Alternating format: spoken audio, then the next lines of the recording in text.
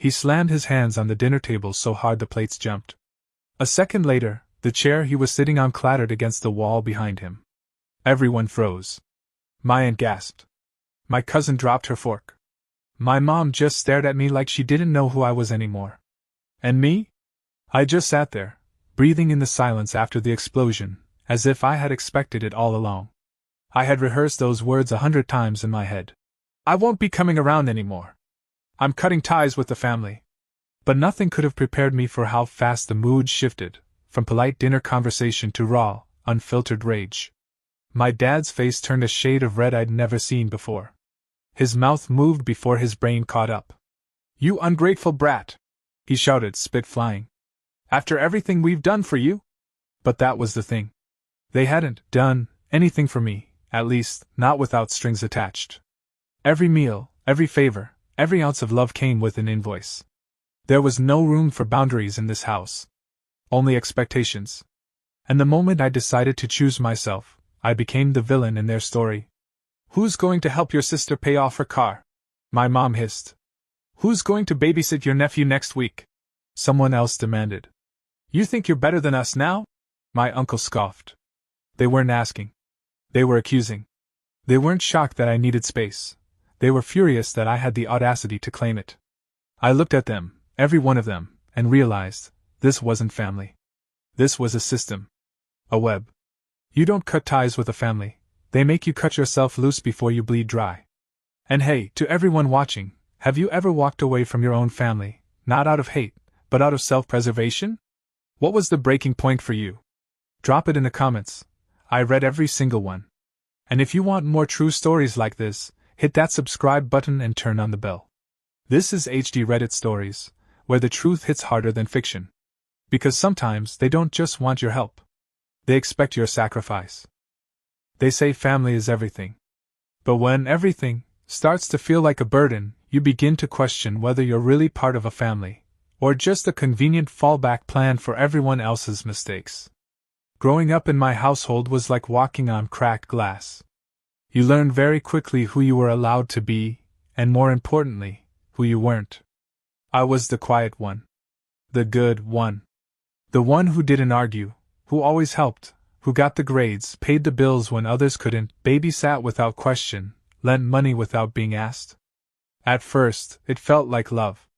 Later, I realized it was just expectation dressed up as affection. The earliest memory I have of being used is when I was 10. My dad forgot my birthday. Not because he was working, not because he was ill, he just didn't care. That same week, he took my brother out for dinner to celebrate him getting a C on a math test. He worked hard for that, my dad said, grinning. When I asked what I had to do to get the same kind of attention, he said, "You're different. You're responsible. We don't have to worry about you." I remember that sentence word for word. I didn't realize it back then, but that's when they started building the narrative. I was the strong one. And because I was strong, I had to carry everyone else. That narrative followed me into adulthood. While my siblings crashed cars and lost jobs, I was expected to fix things, quietly, quickly, and without complaint. My brother borrowed money from me like it was his birthright. My sister used my address for things she couldn't qualify for. My mother would hand out my weekends like party favors. "You can watch your nephew Saturday, right?" Without ever checking if I was free. And my father? He just sat there, barking orders, expecting obedience, rewarding none of it. I tried to make excuses for them. I really did. I told myself they didn't know how much it cost me emotionally. That they loved me, they just didn't know how to show it. But when you're the only one compromising, sacrificing, breaking yourself into pieces just to keep the peace, eventually you run out of pieces to give. The real crack came 2 years ago, when I got promoted at work. It was a big deal, senior management, a decent salary, health benefits, stability. I was proud of myself. For the first time in years, I felt like I had built something that was mine. When I told my family, the response was cold. "Well," my dad said, shrugging, "now you can finally help your brother pay off those fines. Maybe now you can buy your sister a better car." Mom added with a smile. No one said congratulations. No one asked how I felt. The only thing they saw was opportunity, for them. At first I gave in. I bought my brother a used car so he could keep his delivery job. I helped my sister put down a deposit on a new apartment after she was evicted for not paying rent. I even covered one of Dad's back tax payments just so the house wouldn't be taken. I told myself it was temporary. That once they got on their feet, they'd stop leaning on me. They didn't. The more I gave, the more they expected. It became a ritual, Friday night calls asking for small favors, that turned into hundreds of dollars. Passive-aggressive texts from my mom about how I never had time for family anymore. My siblings started calling me stingy if I said no, even once. But the final straw came last Christmas. They had planned a whole family gathering at my apartment, without asking me. Invitations went out. Food was ordered. I found out from my cousin's Instagram post. When I confronted my mom, she said, "Oh honey, we just assumed you'd be okay with it. You always are." I told her it wasn't okay. That I was tired. That I wanted a break. Her voice changed instantly. "You've changed," she hissed. "You think you're better than us now because you have a job and a little money. Don't forget where you came from." I didn't forget. I just didn't want to stay there. I spent Christmas alone that year. Not by choice, because they all ghosted me after that call. No invitations, no texts. Just silence. It hurt more than I'd like to admit. But it also gave me clarity. For months after that, I distanced myself. I stopped answering calls. I paid off the last of the family debts I had foolishly taken on in my name. I started therapy. I began rebuilding myself, not as a daughter, not as a sister, but as a person. For the first time, I asked myself what I wanted. And then came the dinner. The one where I said it out loud. They had invited me over after months of not speaking. I should have known something was up. The moment I walked in, they smiled too widely, poured drinks too quickly. They asked about work, laughed at my jokes, complimented my outfit. It was all fake. I knew it.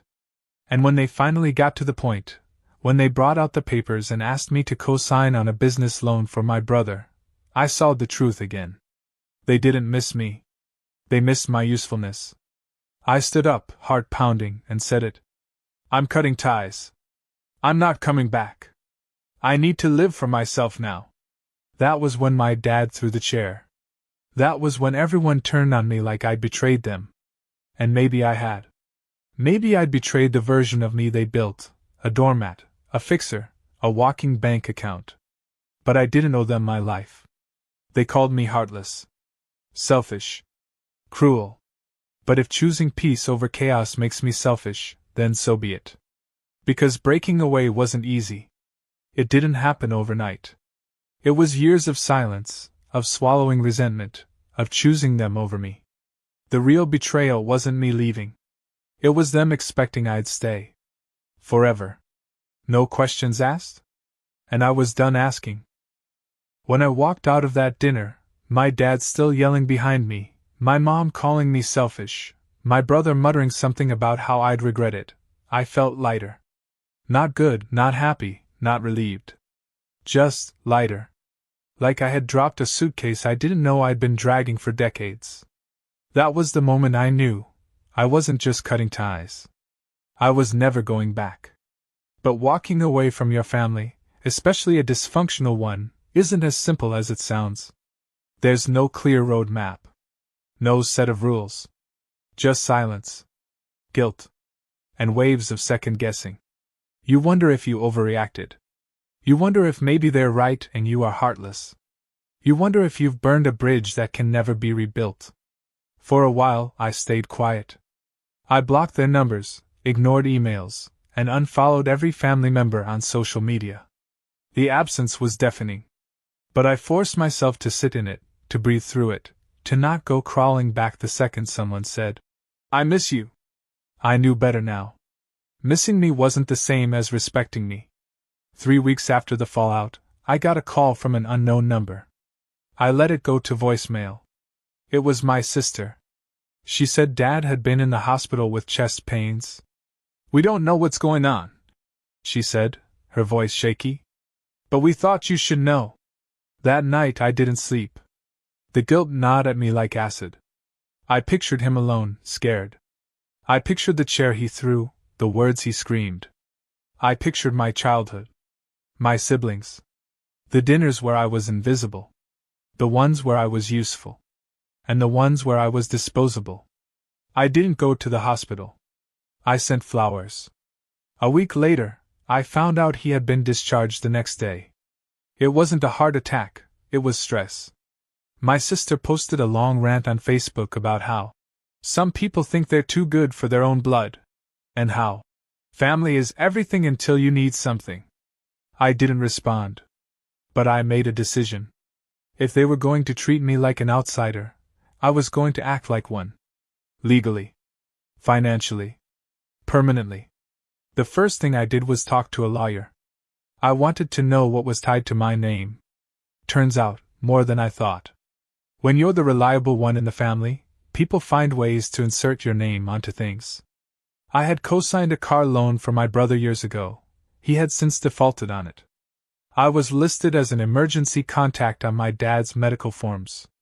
My mom had used my credit history to open a joint line of credit when I was in college. I never noticed because she paid it, until she didn't. With the lawyer's help, I began a quiet process of untangling my life. I disputed the debts, removed myself as a co-signer, closed joint accounts, changed beneficiaries, and updated every legal document to ensure no one in my family could claim access to anything of mine again. It took months. It cost money. But every step felt like exhaling after years of suffocating. The second thing I did was move. Not just apartments, I changed cities. I transferred within my company, taking a position in another branch 5 hours away. New apartment, new driver's license, new everything. I didn't tell anyone. Not even my closest friends. I needed space to rebuild, not just physically but emotionally. Trauma has a way of sneaking into your routines, and I was done living inside the shadows of people who only loved me conditionally. Of course, they found out eventually. It started with a text from my cousin. "Did you move? Your mom's freaking out." I ignored it. Then a voicemail from my aunt. "Your brother's getting married. I don't care what happened, you will show up." I didn't. The next week, I received a package in the mail. No return address. Inside was a printed-out screenshot of my sister's GoFundMe page. She was trying to raise money for her husband's legal fees. I read the whole thing in disbelief. She claimed I had abandoned the family at their lowest. That I was wealthy now and refused to help. The post had been shared hundreds of times. Most of the comments were strangers offering prayers. But a few were from people I knew. Some said I was cold. One said I thought I was too good for a working-class family. Another said, "Blood doesn't matter to some people." That one stung the most. Because blood had always mattered, to me. They just used mine like currency. That's when I stopped being quiet. I posted a single message on my own page. It wasn't petty. It wasn't angry. It was just honest. I spent years carrying people who never once asked if I was okay. I was called strong until I said no.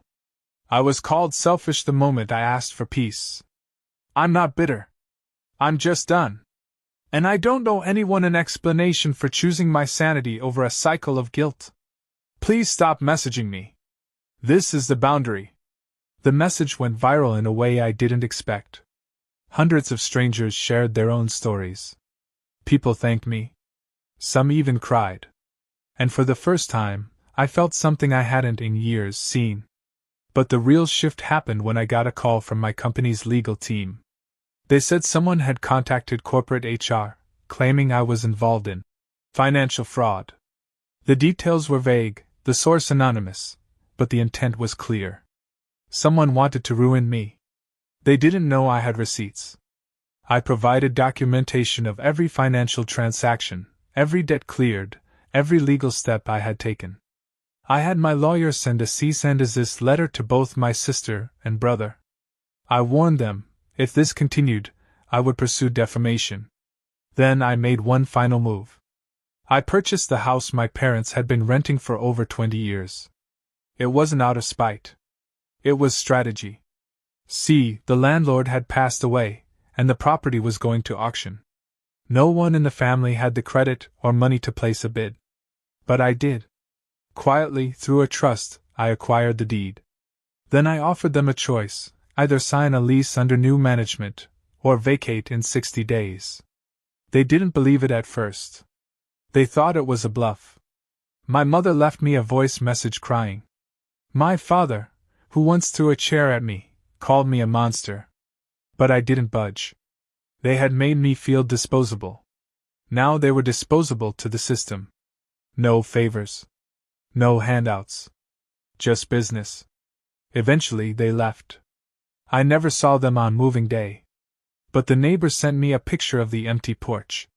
It felt surreal. That house had been the stage for every insult, every dismissal, every manipulation. Now it was quiet. I didn't move in. I turned it into a women's transitional home. Let someone else build something better from the wreckage. Some nights, I still lie awake wondering if I went too far. If maybe I could have handled things differently. But then I remember the years I spent giving without receiving, loving without being loved, supporting a family that only saw me as an asset. This wasn't revenge. This was reclaiming. And the day they realized they had no more control over me, no more leverage, no more access, that was the day I became free. The Lat-Kio wasn't loud. It didn't come with fireworks or screaming matches. It came with silence. Boundaries. Legal documents. Deeds and letters, and the word, no, said firmly, without apology. That was the twist they never saw coming. They thought I'd always come back. That I'd bend. That I'd bleed. But I stopped bleeding for people who sharpened the knives. It's been almost a year since I walked out of that house and shut the door on everything I thought I was supposed to endure. Sometimes, when I look back, it still feels like someone else's story. Like I'm reading a chapter from a book that belonged to someone I used to be, someone who once believed that family always meant forgiveness, even when forgiveness became a chain. But the truth is, peace doesn't come wrapped in apologies. It doesn't knock gently with a bouquet of closure. Peace comes slowly, in quiet mornings where you're not afraid of your phone buzzing.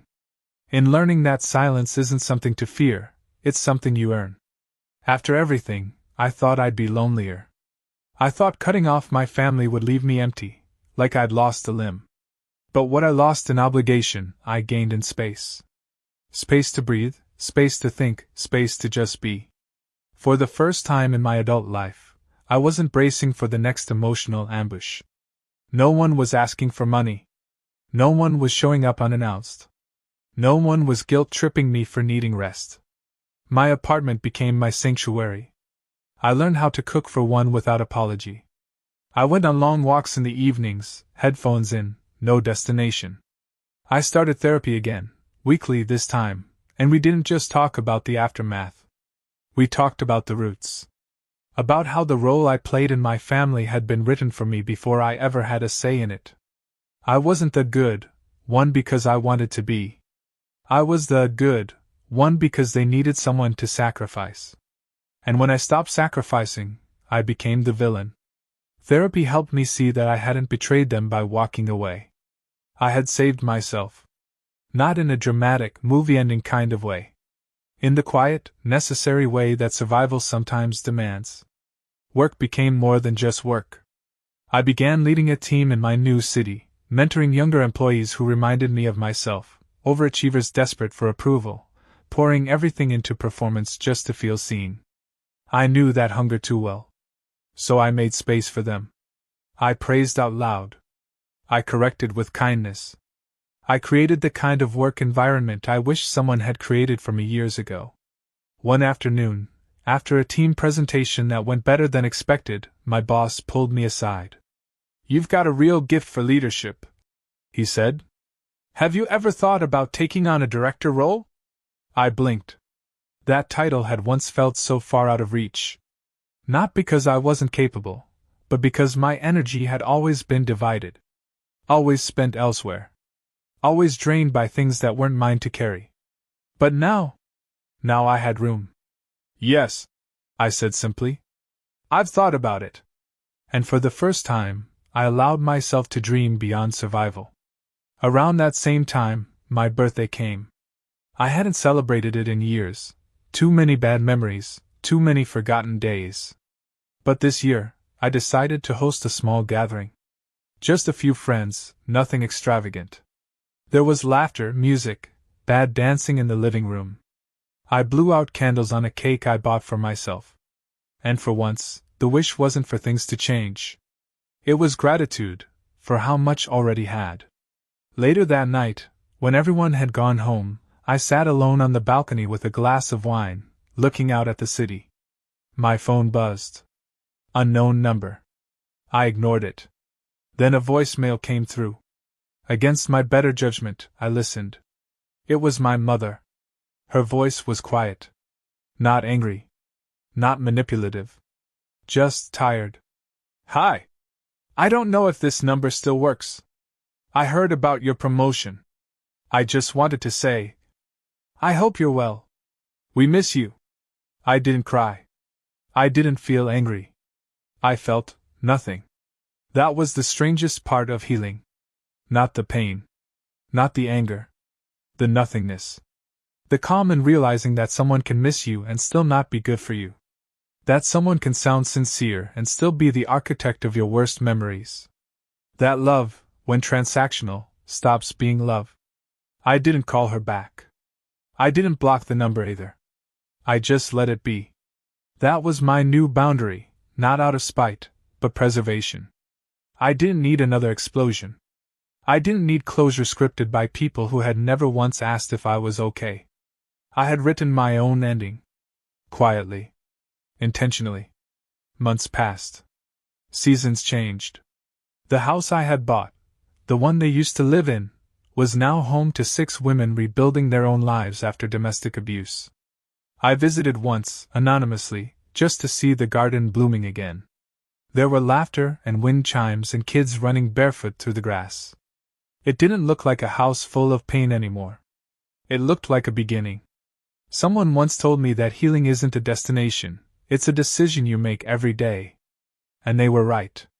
Some days are easier than others. Some mornings I wake up with guilt knocking on my door again. But I don't let it in. I let it pass. Like weather. And when people ask me if I regret it, if I do it all over again, I tell them this. I don't regret choosing peace. I regret how long it took me to believe I deserved it. The end wasn't the night my dad threw a chair. It wasn't the silence that followed. It was this, sitting alone, finally whole, and realizing I had survived the storm without becoming the rain. There's a moment in everyone's life when you look around at the people closest to you, people you've grown up with, people you've bled for, cried for, sacrificed for, and realize they don't see you as a person. They see you as a role. A resource. A function. In my case, I was the fixer. The one who kept things from falling apart. The one who said yes even when it hurt. The one who was strong enough to carry the family on my back, even if it broke me. But what I've learned, the most painful, powerful truth, is that strength without boundaries is a cage. We are taught from an early age that family is sacred. That blood ties are unbreakable. That loyalty to family means enduring anything, forgiving everything, and putting yourself last. But the problem with that belief is it doesn't leave space for accountability. It doesn't leave space for autonomy. And it certainly doesn't leave space for the individual to ask, what about me? One of the most important life lessons I've taken from this experience is this: you are not obligated to set yourself on fire to keep other people warm, especially not people who hand you the match. Sacrifice without appreciation turns into resentment. And over time, resentment eats away at your identity until you forget who you are outside of your usefulness. Walking away from my family wasn't an act of hatred. It was an act of self-love. It was the first time I stopped asking, what do they need from me? And started asking, what do I need to be okay? That shift in perspective was terrifying at first. When your identity has always been about serving others, choosing yourself feels like betrayal. But choosing yourself isn't selfish. It's necessary. Another lesson is this: love without respect is manipulation. My family said they loved me. They said it when they needed something. They said it when I was useful. But love isn't real if it disappears the moment you set a boundary. Love that punishes you for saying no was never love to begin with. It was control wrapped in sentimentality. And once I recognized that pattern, I couldn't unsee it. The truth is, not everyone who claims to love you has the capacity to treat you well. And you don't owe anyone unlimited access to your life just because they share your DNA. The people who love you will honor your boundaries, not break them. They will cheer for your growth, not resent it. They will want what's best for you, not just what's convenient for them. And here's something else: healing doesn't always come with closure. I never got the apology I hoped for. I never had a heart-to-heart where they suddenly understood my pain. That moment never came. And that's okay. Closure isn't something they give you. It's something you build for yourself, piece by piece, by choosing not to return to what broke you. For a long time, I thought healing would feel like justice, like proving something to the people who hurt me. But healing wasn't loud. It wasn't dramatic. It was quiet mornings. Paying bills with my own name on them. Laughing without guilt. Resting without fear. It was knowing that my peace was no longer at the mercy of people who never protected it. Finally, one of the greatest lessons I've learned is this: you are allowed to evolve beyond the expectations others set for you. You are allowed to outgrow roles, even if those roles are rooted in tradition. You are allowed to choose mental clarity over chaos. You are allowed to redefine what family means to you. Because family isn't just blood, it's behavior. And sometimes your true family shows up in people who didn't raise you, but who still show up for you when it matters. So, to anyone who feels trapped by obligation, guilt, or fear, this is your reminder. You are not ungrateful for needing space. You are not cruel for wanting peace. You are not broken for drawing a line. You are brave. Walking away isn't weakness. Sometimes, it's the strongest thing you'll ever do.